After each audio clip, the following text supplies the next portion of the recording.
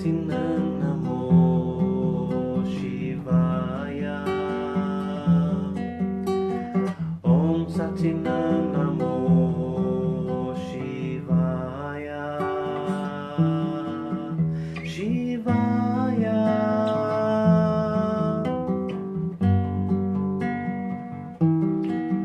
Shivaya.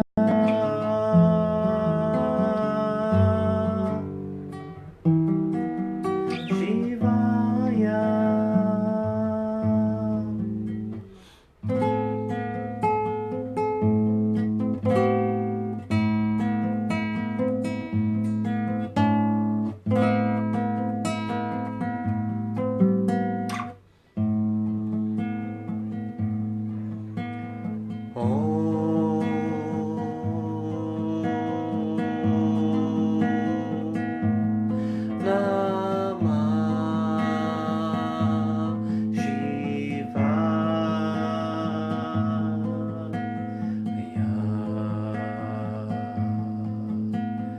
Om Gurudev Namo.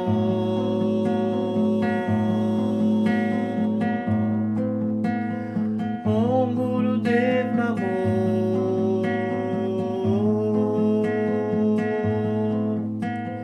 Om Namah Shivaya.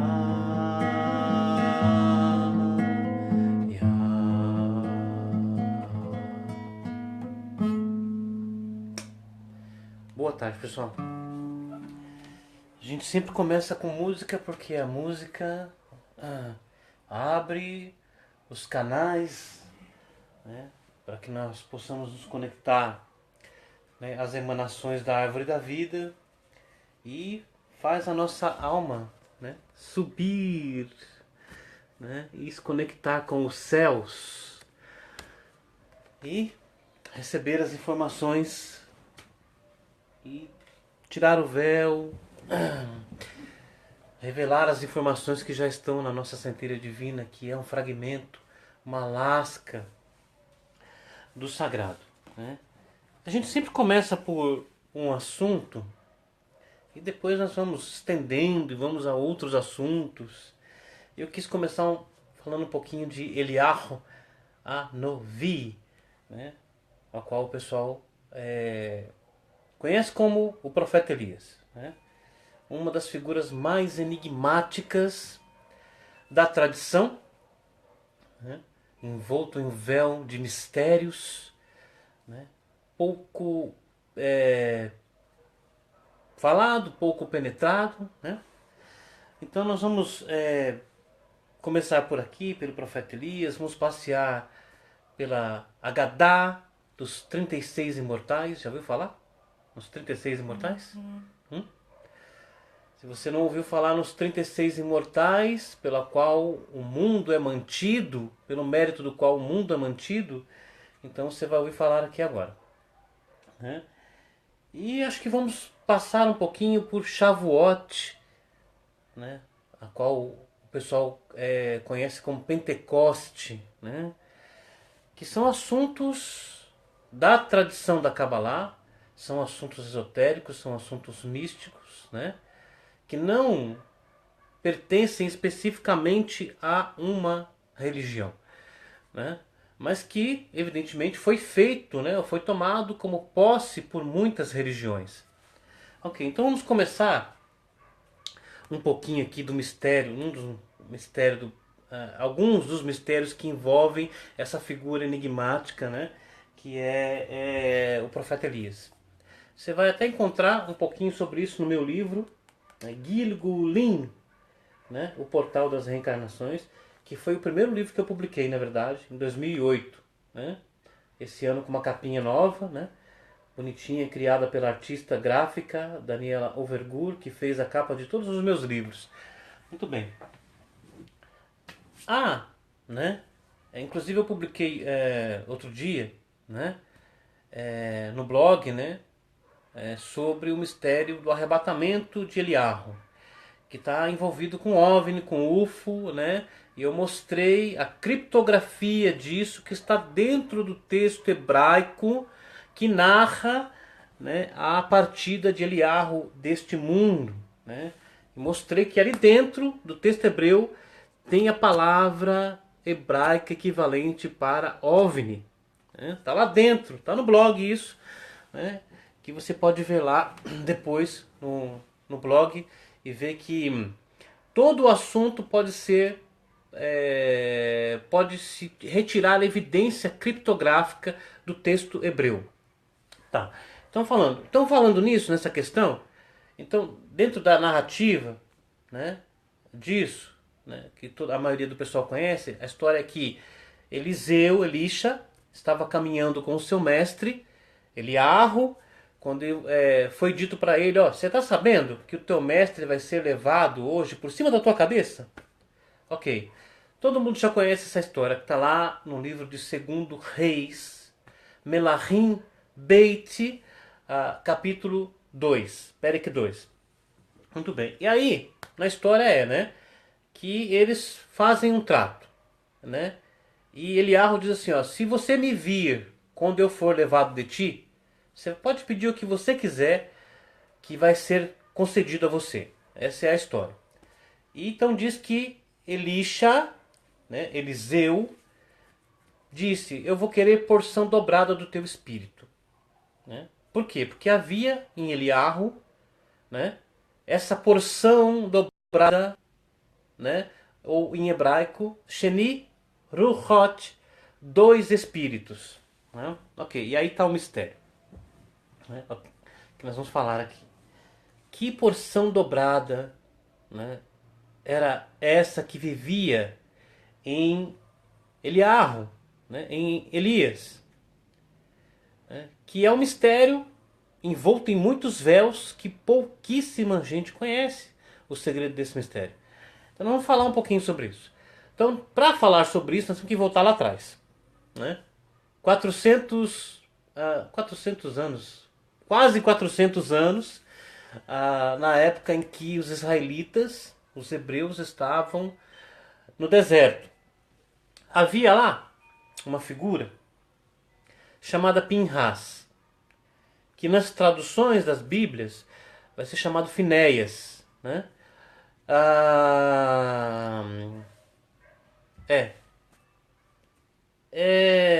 Sempre acontece, né? A Verena está dizendo assim que os nomes sagrados estão invertidos atrás.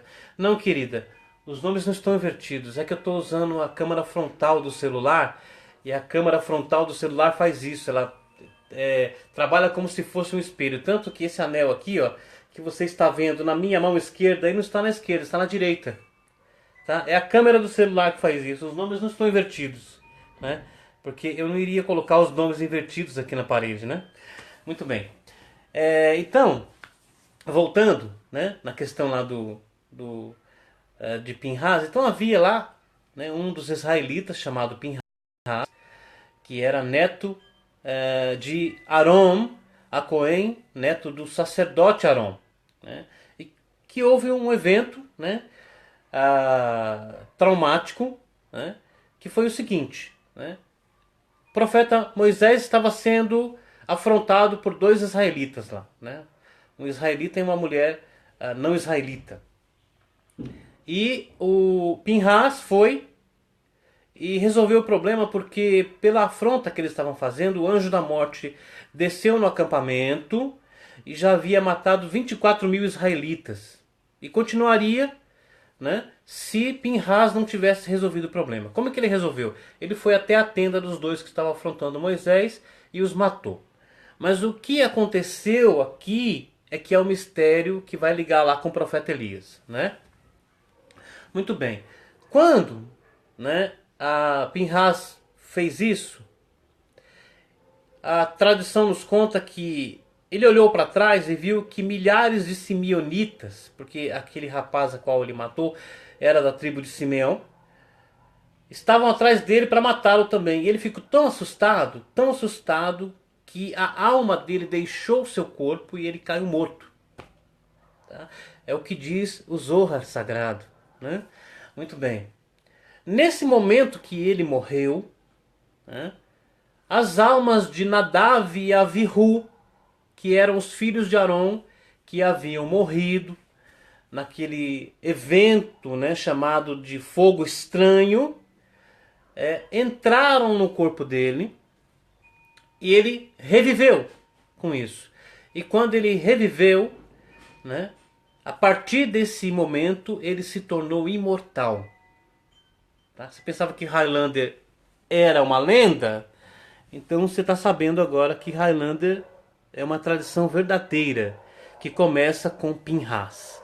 E Pinhas se tornou imortal. De fato que se ele fosse ferido em batalha, ele não morria. 400 anos depois, né, Pinhas aparece vivo no livro, na narrativa do livro de Shofetim, Juízes, né, na Bíblia. 400 anos depois, Pinhas ainda está vivo. Aí, estranhamente, Pinhas desaparece e mais estranhamente ainda surge o profeta Elias. Aparece o profeta Elias. Tá, muito bem. Qual é o primeiro segredo aqui que as pessoas comumente não sabem? Pinhas e Elias são a mesma pessoa. Por isso que quando Elias surge na narrativa, ele não tem genealogia, não tem pai, não tem mãe, não tem nascimento, não tem nada. Simplesmente aparece o profeta Elias. Por quê? Porque de fato ele é Pinhas, ele só mudou de nome. Tá?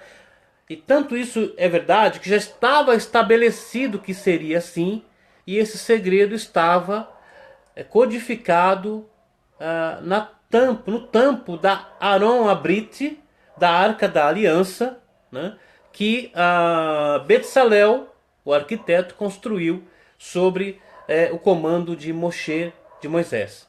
Né? Muito bem. Lembra dos dois Heruvim, os dois querubim sobre a tampa da árvore, da Arca da Aliança? Né? Pouca gente sabe disso. Quem são aqueles dois querubim, Heruvim, no tampo da Arca da Aliança? Né? Um é Sandalfon e o outro é Metatron. Ou seja, Elias e Enoque. Ok, tá bom. Então vamos voltando, né? Lá no Elias. Então Elias, né? Pinhas desaparece e aparece o profeta Elias. Tá? E aqui você já tem a charada, o segredo. Lembra que então as almas de Nadav e Avihu, que haviam morrido no evento, né, no qual eles ofereceram fogo estranho, né, haviam entrado em Pinhas, né? Agora você sabe por que Elias tinha uma porção dobrada de espírito, porque nele haviam duas almas, que eram as almas de Nadav e Avihu. E quem eram Nadav e Avihu? Dois irmãos. Né? Quem eram esses dois irmãos? Caim e Abel. Há um verso muito enigmático. Se não me engano, eu tenho que lembrar qual texto que está, na qual Nadav e Avihu dizem assim, que nós estamos contaminados pela alma de um homem morto. Porque ele estava se referindo à Nefesh de Adão, né? Da qual, né, Caim e Abel saíram. Ok, então, por isso que quando Elias parte desse mundo, né, ele deixa a porção dobrada do seu espírito, que eram as almas de Nadav e Avihu, que eram Caim e Hevel, né, que encarnam então em Eliseu. Né? E aí você sabe o resultado, né? Elias tinha feito 7 grandes milagres, Eliseu fez 14. Tá certo? Então, esse é parte do segredo, né?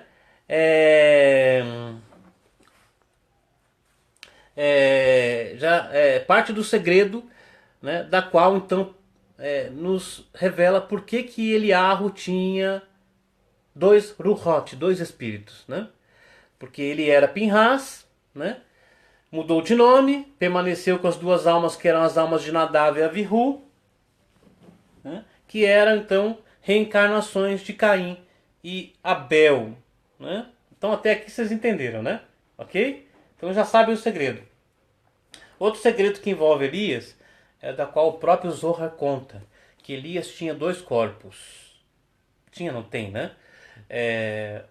Uma vestimenta de luz com a qual ele viaja, caminha pelo mundo astral, pelo mundo celestial, e uma vestimenta humana com a qual ele se apresenta diante dos homens. Né?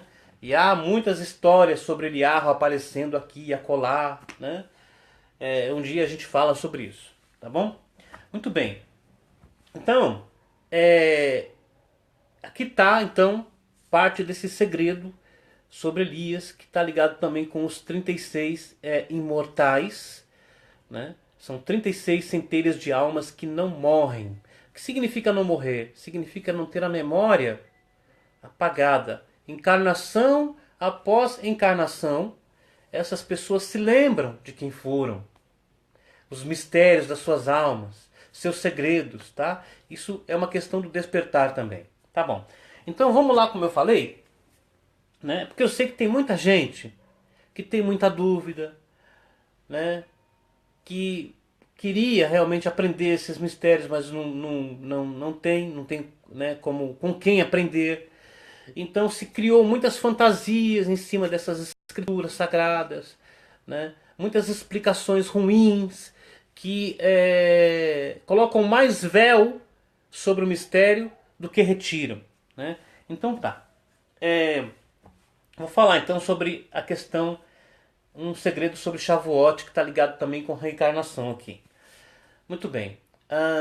Para os cristãos, né, tem uma narrativa, né, no livro de Atos dos Apóstolos, no capítulo 2, né, que diz que os discípulos de Jesus estavam reunidos, né, uma certa manhã, né, quando veio do céu um som como de um vento, encheu todo o cenáculo que eles estavam, e aí foram vistas línguas como de fogo, né, que desceu uma sobre cada um deles, e eles ficaram cheios do Espírito Santo e passaram a falar em outras línguas. Né? O texto fala, segundo o Espírito lhes concedia que falassem. Ok. Qual é o segredo dessa questão aqui? Que está ligado com a festividade hebraica, né, na Torá de Shavuot. Né? Por quê? Aquele dia era o 50º dia depois da Páscoa, do Pessah. E a contagem começa no segundo dia de Pessah, que é o dia 16 de Nissan. Pessah é no dia 15, à noite. Né? No dia 16 começa a contagem do Sefirat HaOmer. Né? E durante então 49 dias se conta o Homer. No 50º dia é Shavuot. O que é Shavuot? É chamada pelos cabalistas e pelos Zohar de a noite da noiva, que é quando a Shekhinah, a presença divina, desce no mundo e preenche o mundo todo. Tá? E a Shekhinah, ela é chamada pelo nome código de Ruach HaKodesh, o Espírito Santo. É o outro nome da Shekhinah. Tá. A questão é a seguinte: o que é Shavuot? É o feriado, é o dia na qual a Torá foi outorgada ao mundo no 50º dia após a saída do Egito. Deus se revelou no Monte Sinai e entregou a Torá aos israelitas. Né? Então, o que acontece? Né? A partir dali, 3.000 anos no passado, todos os anos, né, no dia 6 de Sivan, ou seja, 50 dias depois de Pessah, que é a saída do Egito, a Shekhinah desce no mundo. E está escrito que Shavuot, né, esse feriado de 6 de Sivan, é considerado como uma Shabat. Uma Shabat. E a Torá ordena que se descanse em Shabat. Né? Ok. E o que acontece no Shabat? A uma coisa muito espiritual, muito mística, muito esotérica que acontece em toda a Shabat, que é o quê? É quando todo aquele que está envolvido, né, na prática da mitzvah de observar a Shabat e recepcionar a rainha sagrada que é a Shekhinah em toda a Shabat, ele recebe uma centelha de alma chamada alma adicional. Né? Isso é um segredo de reencarnação. Toda a Shabat, todo aquele que está envolvido na observância da Shabat e em recepcionar o sagrado feminino que é a Shekhinah, ele recebe uma ou mais, né, almas adicionais, almas que habitam no Éden e que descem para também participar desse festival maravilhoso. E Shavuot é uma Shabat também. O que aconteceu ali, então, com os discípulos de Jesus naquela história? Né? O que eram as línguas de fogo? Né? Eram centelhas de almas que desceram na Shabat, né? E encarnaram naquelas pessoas que estavam ali da Shabat, né? De Shavuot.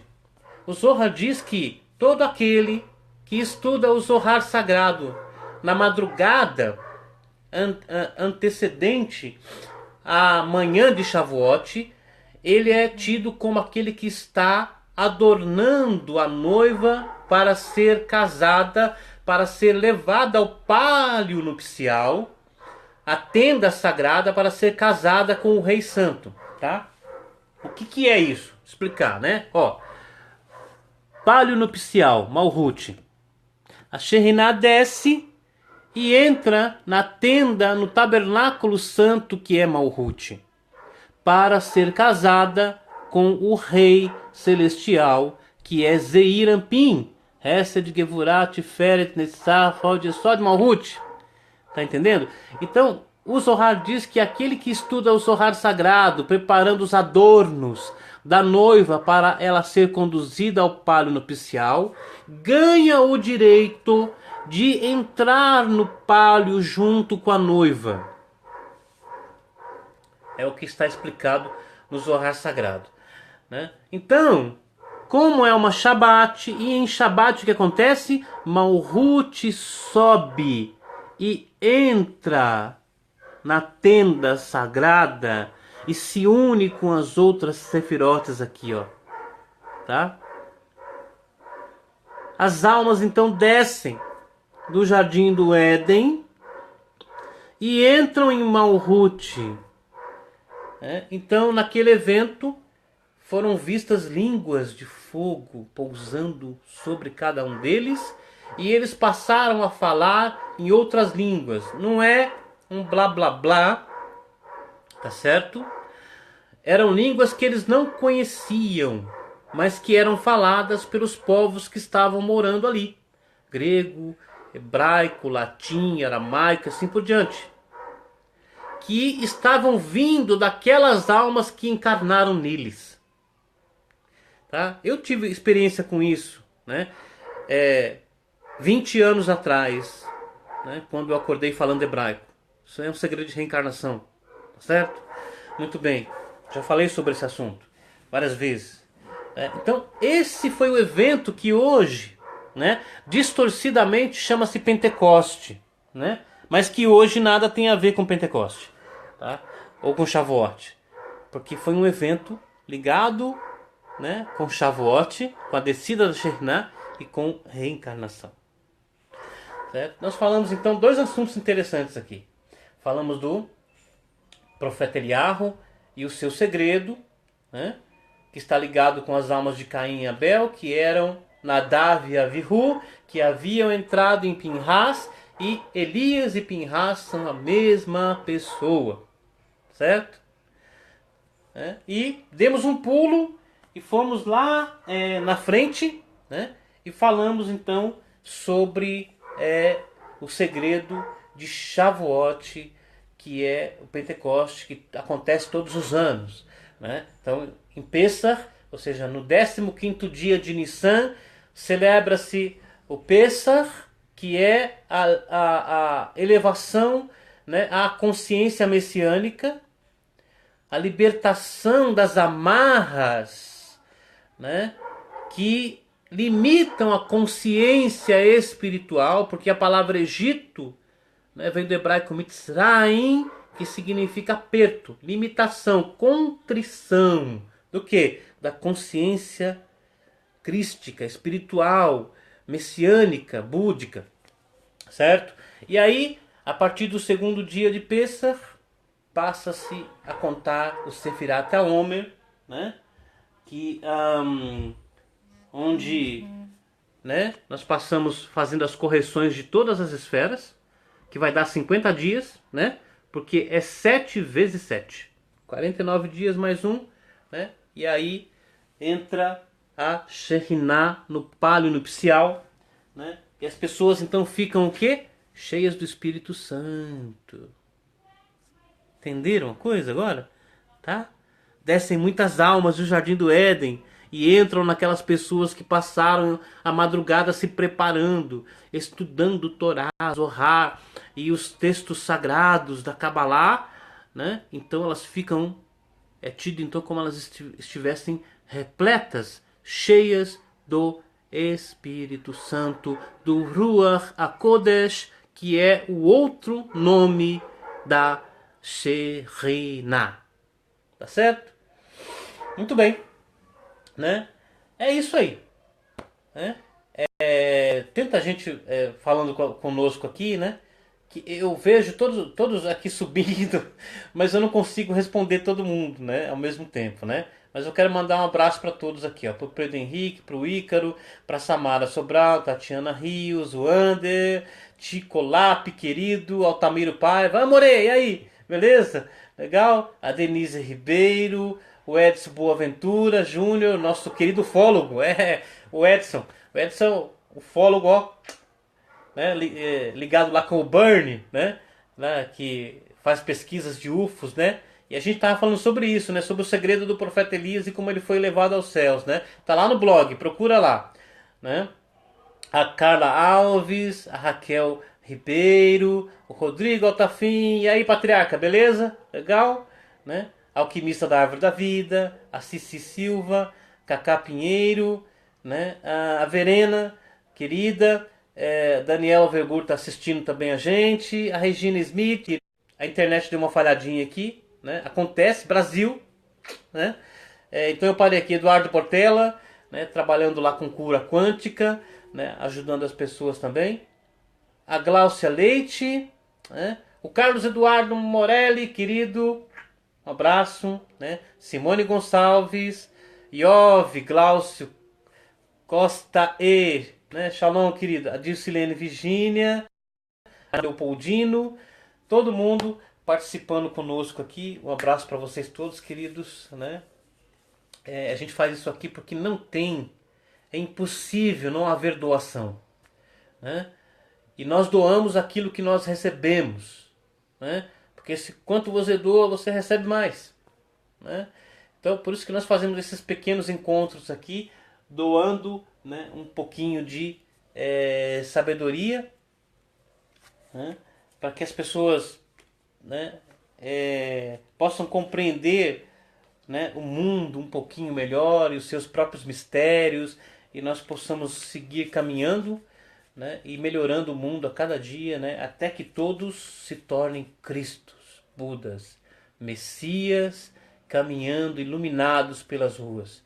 Vou repetir aqui o que Alejandro Jodorowsky, né, grande poeta, cineasta, né, autor do faroeste místico El Topo, né, A Montanha Sagrada também, e que só por causa dele, do que ele fez, é que Duna se tornou um filme em 1984, né?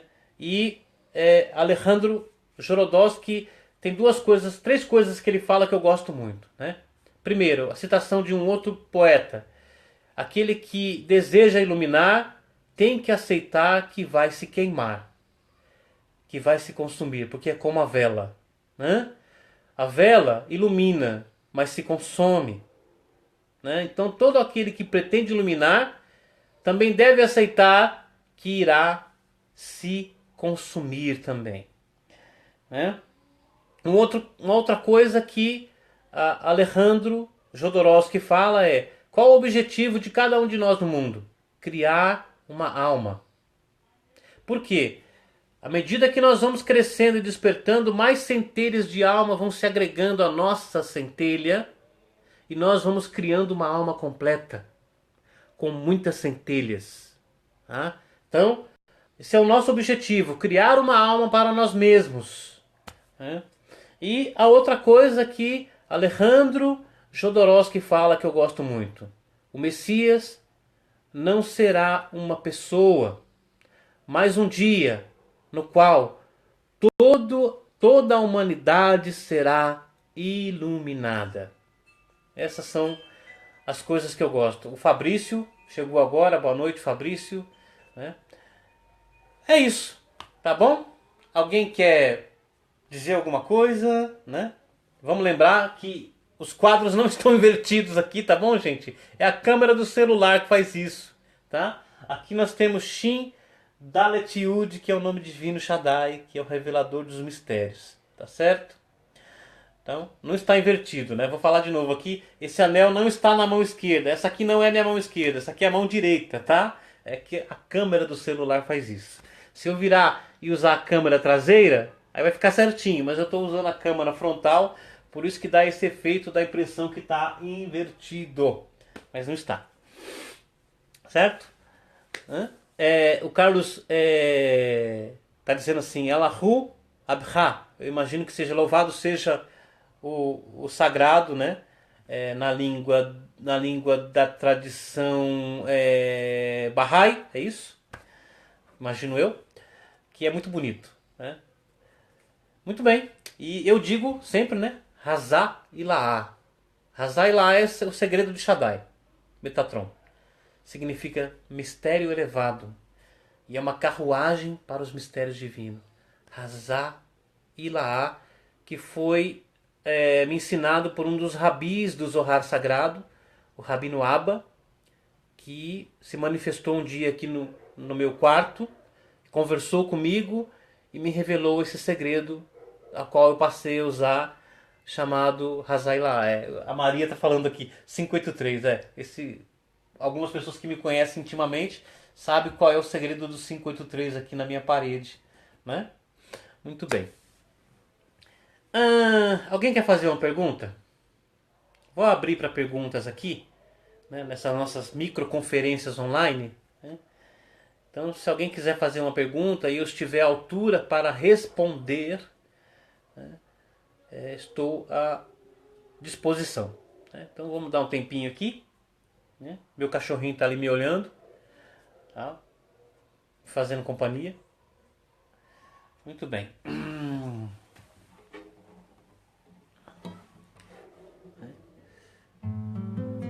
Se alguém quiser uma pergunta.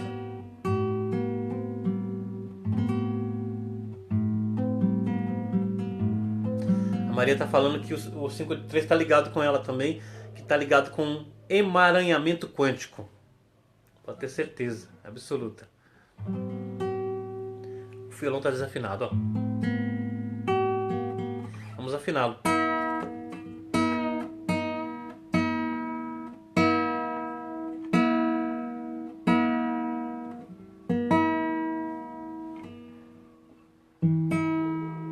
Agora está afinado. Agora sim. Né? Muito bem. A Regina está perguntando assim: para onde vamos quando o corpo morre? Bom, Regina, é o seguinte, né?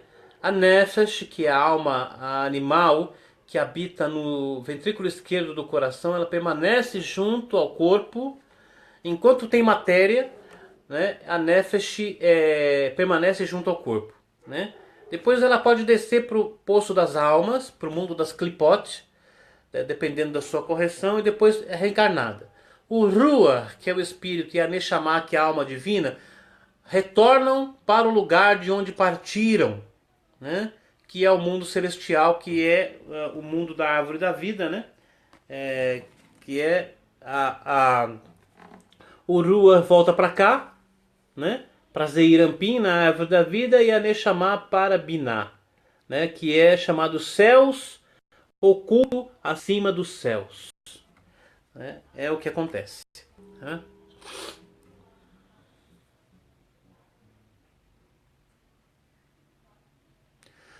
A Maria está fazendo uma pergunta aqui, tipo, né?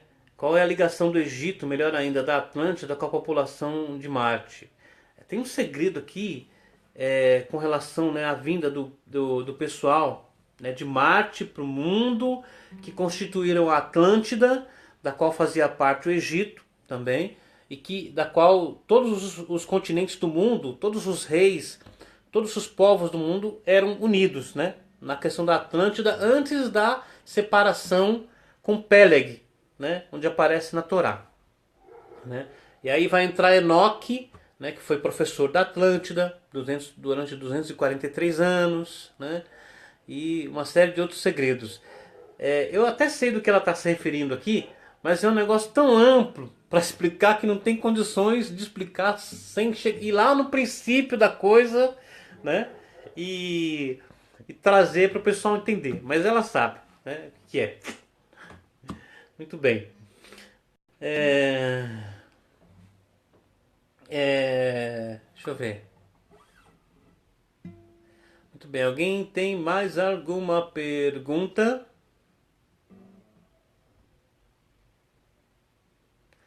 A Tatiana está dizendo que sonhou com um anjo enorme, gigante, e ela se ajoelhava diante desta cortina, na qual o anjo estava do outro lado. A cortina é o mundo, né?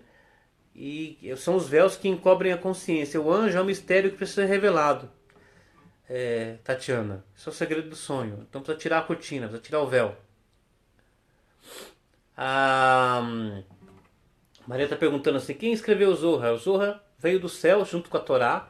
Era a sexta tábua de Safira. Era o Zohar, né? Que foi escrita pelos Elohim. É chamada Torá Asodot, a Torá dos Mistérios. E que depois foi passando, né? Boca a boca pelos mestres, até chegar, né, Rabi Shimon Bar Yochai, que colocou o Zohar no pergaminho.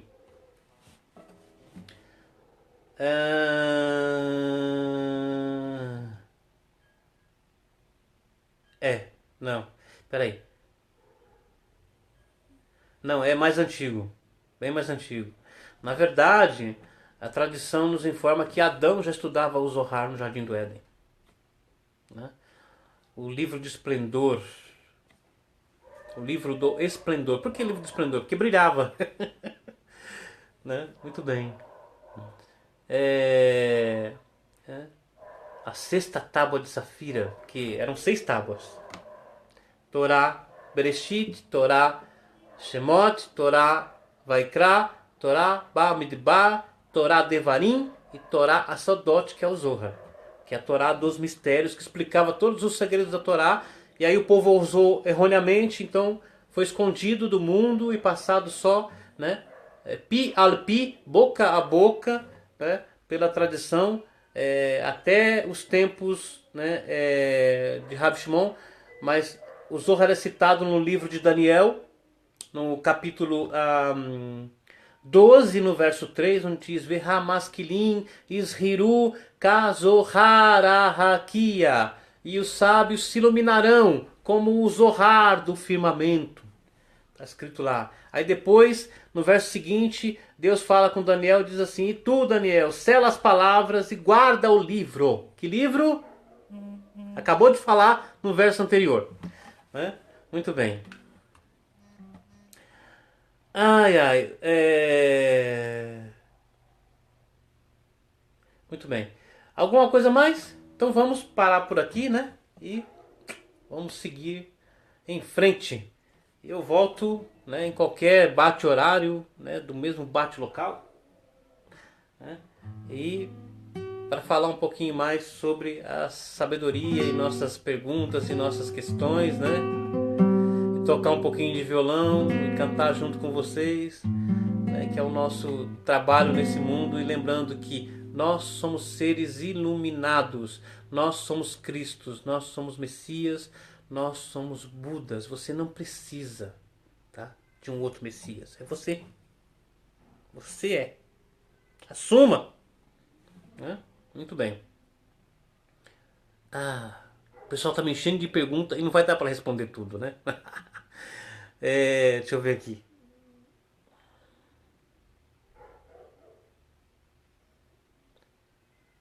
É, peraí.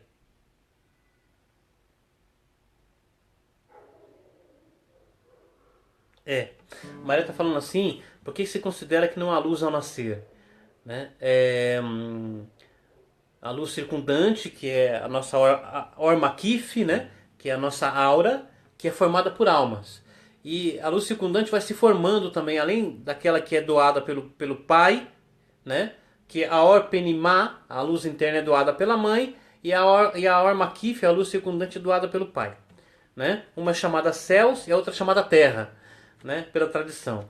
Mas também, né, com a luz circundante é formada por almas, né? À medida que nós vamos caminhando, vamos crescendo e vamos despertando, outras almas vão se agregando à nossa orma aquif, à nossa luz circundante, e a nossa iluminação externa vai aumentando, assim também como nós vamos agregando centelhas à nossa orpenimi, a nossa luz interior, que vai também aumentando a nossa iluminação. Então tudo está ligado com o mistério da reencarnação aqui, né? E até que a gente atinja o despertar e esteja plenamente iluminado. O Eduardo está falando, o Morelli Todá, meu querido Todá, Eduardo, né? Muito obrigado então, queridos, né? Me dando aqui um trequinho na cabeça, eu volto aqui para a gente conversar um pouquinho mais sobre sabedoria, né? Sempre, né? Que é para isso que a gente está aqui nesse mundo, para, como eu disse, doar, né? Nós doamos, né? Você fala assim, mas mestre, né? E o senhor vive como? De doação, sagrado, né? Que nos ajuda, né? Tenho livros que eu publico, né? E claro, não dá quase nada de rendimento, né? Você falar assim que um escritor no nosso país ganha dinheiro,